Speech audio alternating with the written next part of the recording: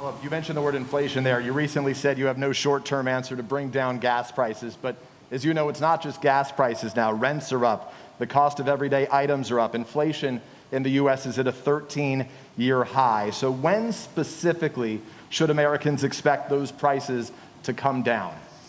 Well, look, first of all, the significant reason why prices are up is because of COVID affecting the supply chain. I mean, I know you, I'm not trying to be instructive. I know you know this, number one. Number two, if you take a look at, gas prices and you take a look at oil prices, that is a consequence of, thus far, the refusal of Russia or the OPEC nations to pump more oil.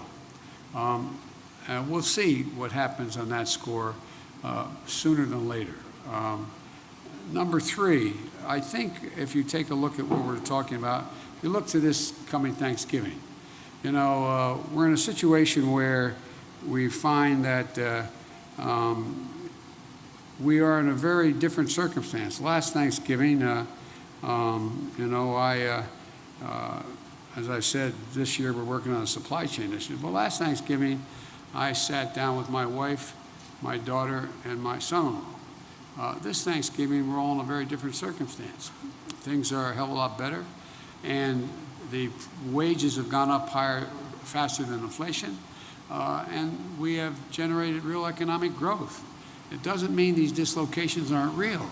They do affect people's lives. For example, one of the reasons why I decided to talk about the need to deal with the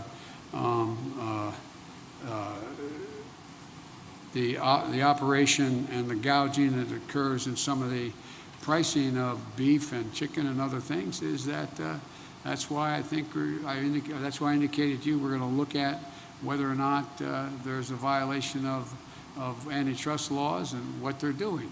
So there's a lot to look at, but the bottom line is that I think and anyone who would prefer, as bad as things are in terms of prices hurting families now, trade this Thanksgiving for last Thanksgiving.